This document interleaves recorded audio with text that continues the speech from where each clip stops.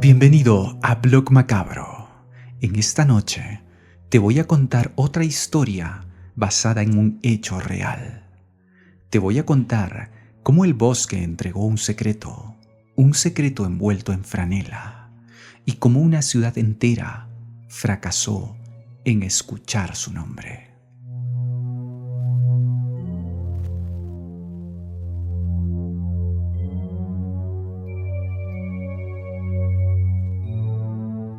Algunas vidas son borradas antes incluso de terminar.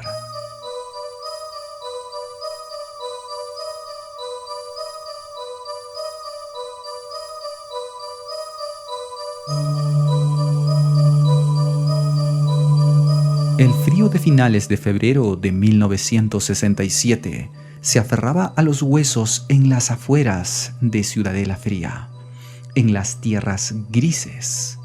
La nieve se había derretido, dejando el suelo empapado y cubierto de barro, pero el aire conservaba esa mordida helada del invierno que se resiste a marcharse. Era una tarde gris y solitaria.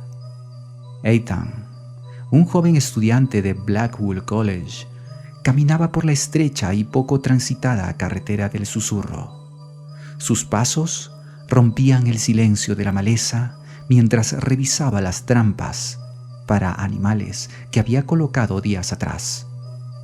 El bosque, ralo en esta zona cercana a la carretera, pronto daba paso a extensiones de arbustos densos y campos abiertos.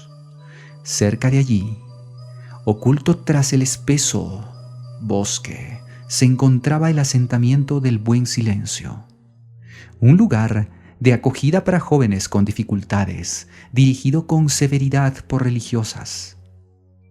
La carretera en este punto era solitaria, sin casas a la vista, solo la naturaleza invernal y la presencia silenciosa de aquella institución.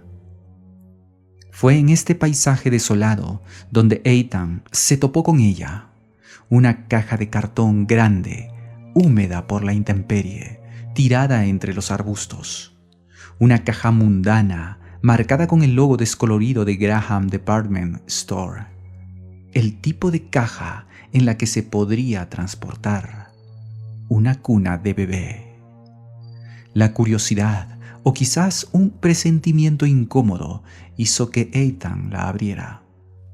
Y lo que encontró dentro se clavó en su mente. Un cuadro macabro que lo perseguiría para siempre. No era una muñeca, como pensó al principio. Era un niño. Su cuerpo era pequeño, de entre 4 y 6 años. Desnudo y envuelto cuidadosamente en una manta de franela a cuadros de colores apagados. Pero no era la desnudez lo que le helaba la sangre, sino el estado del cuerpo. Estaba seco, limpio, casi preparado, como si lo hubiera bañado antes de colocarlo allí. Su cabello, un rubio oscuro y sucio, y sus uñas estaban cortados recientemente, pero de forma apresurada, casi violenta. Restos de pelo se adherían aún a su piel, un intento torpe y desesperado por ocultar su identidad. Sus brazos estaban doblados sobre su pequeño estómago, como si lo hubiera acostado para dormir. Tenía los ojos azules, pero velados, como si les hubiera aplicado algo. Parecía desnutrido. No había marcas de vacunas, algo inusual para la época. Era un niño circuncidado, un detalle que más tarde se convertiría en una pista o una especulación sobre sus posibles orígenes. Pero el cuerpo no era solo una presencia silenciosa, era un texto escrito en carne y hueso, un jeroglífico de sufrimiento y misterio que los investigadores intentarían descifrar sin éxito durante décadas. Pequeñas contusiones salpicaban su cuerpo, concentradas dolorosamente en la cabeza y en el rostro, sugiriendo un último asalto de violencia. 7 cicatrices marcaban su piel, 3 de ellas, según el doctor Alistair Reed, el patólogo forense, parecían quirúrgicas. Cicatrices en el pecho, en la ingle. ¿Qué tipo de vida había tenido este niño para llevar tales marcas? Una en el codo, otra en el tobillo, una diminuta en la barbilla. Cada cicatriz, una pregunta sin respuesta. La piel de sus manos y pies estaba arrugada y áspera, como si hubieran estado en contacto con el agua durante mucho tiempo. Un baño prolongado o algo más siniestro. Una luz ultravioleta reveló que un tinte azul brillante florecía en su ojo izquierdo, un colorante de diagnóstico. ¿Sufría alguna dolencia ocular crónica? Intentaban tratarlo antes de la caja. Su estómago contenía restos de comida, indicando que había comido unas pocas horas antes de morir. Pero también había un residuo marrón oscuro recubriendo su esófago, algo que el Dr. Reed no pudo identificar, solo especular. Vómito. Radiografías no mostraron fracturas antiguas ni recientes. Era como si su cuerpo, a pesar de las contusiones y cicatrices, no hubiera sufrido el tipo de trauma óseo que a menudo acompaña a vidas difíciles. Ethan tardó en denunciar el hallazgo. 24 horas de angustia y duda. Solo después de escuchar noticias de un niño desaparecido y de confesar a sacerdotes de su colegio, acudió a la policía. Su reticencia inicial se explicó cuando se supo que frecuentaba la zona para espiar a las chicas del asentamiento del Buen Silencio. Un detalle sórdido que por un momento lo convirtió en sospechoso, hasta que una prueba de polígrafo lo exculpó. La investigación comenzó, una búsqueda destinada al fracaso. Se tomaron sus huellas dactilares y de pies. Se rastrearon hospitales, registros de nacimiento, nada. Era como si el niño nunca hubiera sido registrado, nunca hubiera estado en un hospital, nunca hubiera existido oficialmente. Un fantasma antes de convertirse en cadáver. La caja, la simple caja de cartón, fue analizada por el FBI, vendida por Graham Department Store hacía meses. Se pagaba en efectivo, sin registros de compradores. La cuna que contenía pintada de blanco era solo una de docenas vendidas. La manta, fabricada en Shadow Weavers, era un diseño común, distribuido por todo el país.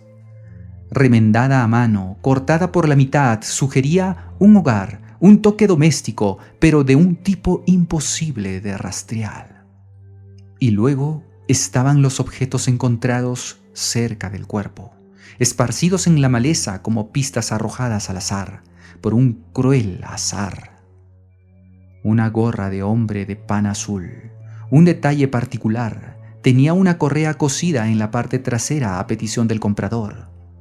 La dueña de la tienda que la vendió recordaba a un hombre rubio, unos 30 años, con ropa de trabajo, solo. Una imagen fugaz de alguien que quizás conocía al niño. Una bufanda infantil, color canela y amarillo. Una camisa de franela amarilla, talla de niño. Y un par de zapatos negros, baratos pero limpios y en buen estado. Extrañamente, eran demasiado grandes para el niño. Uno apareció cerca del cuerpo, el otro a 10 metros, al otro lado de la carretera. ¿Se cayeron o los arrojaron? Un pañuelo de hombre con una inicial bordada, una R, cabellos adheridos a él, pero no eran del niño.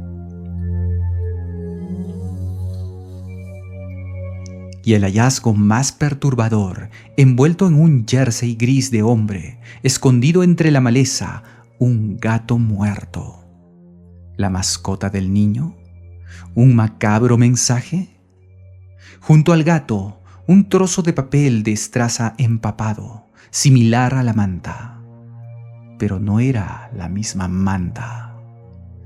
Miles de carteles con la imagen del niño, una reconstrucción forense de su rostro sereno, se distribuyeron por todas las tierras grises y más allá. ¿Quién es este niño?, gritaba la imagen en postes y escaparates. Pero el silencio fue la única respuesta. Nadie lo reconoció. Nadie reportó un niño desaparecido con sus características. Era un eco en el vacío. Los años pasaron, el caso se enfrió, se convirtió en una leyenda urbana, un susurro escalofriante en Ciudadela Fría. Los detectives llegaban y se iban, el expediente se cubría de polvo, surgieron teorías descabelladas. ¿Fue criado como una niña y su cabello fue cortado tras su muerte? ¿Era extranjero? Un famoso escultor forense creó un busto de cómo podría haber sido el padre basándose en los rasgos del niño, un intento desesperado por darle un rostro a la persona que quizás lo engendró o lo mató.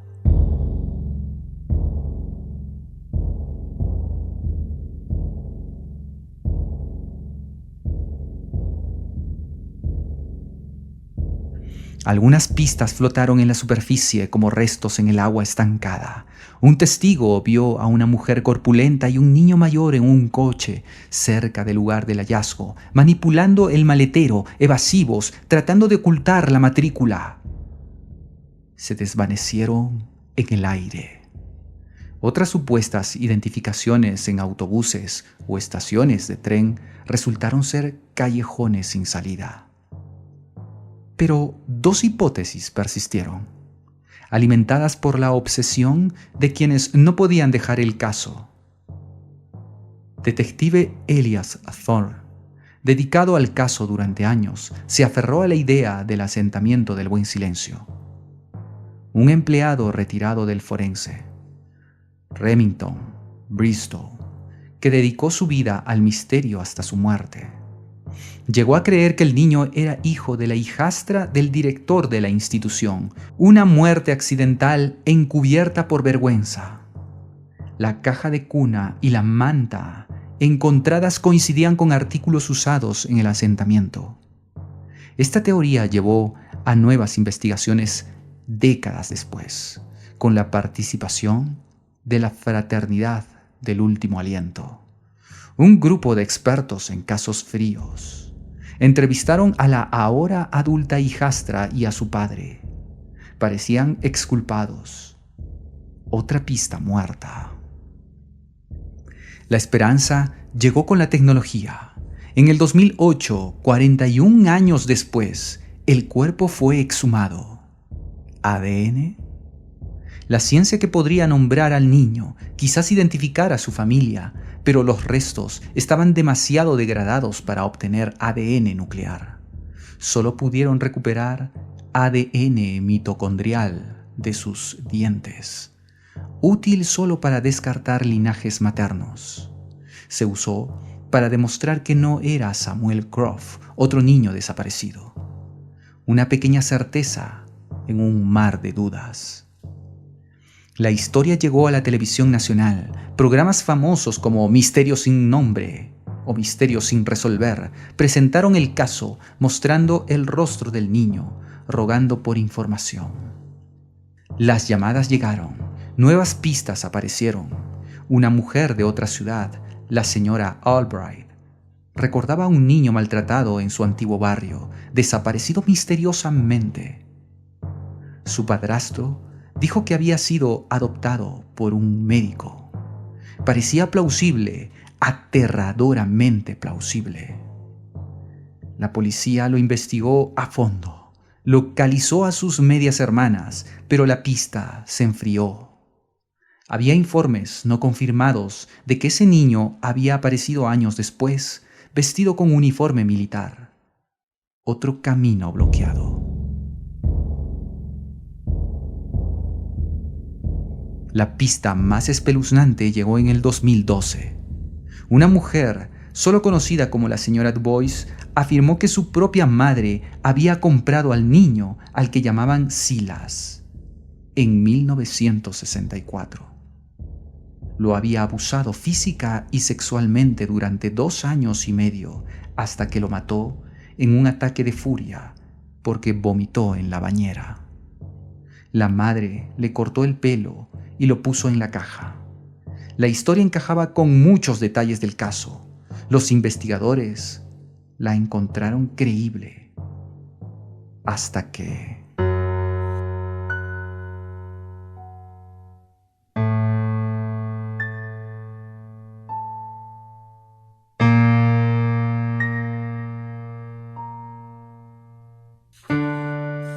se dieron cuenta que la señora Dubois tenía un historial de problemas mentales y era conocida como una mitómana en su barrio. Buscaron pruebas en el sótano de la casa de su madre, donde supuestamente había vivido el niño. No encontraron nada.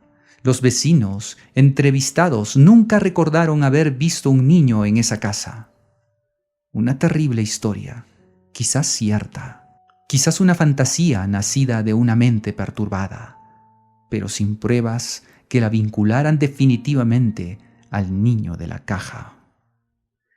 El niño fue enterrado de nuevo, esta vez con una ceremonia pública, rodeado de personas que nunca lo conocieron, pero que sentían el peso de su tragedia.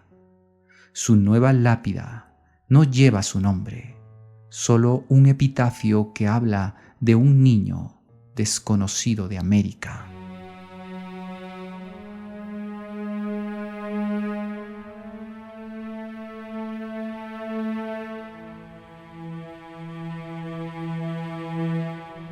Hoy, más de 60 años después, el caso sigue oficialmente sin resolver.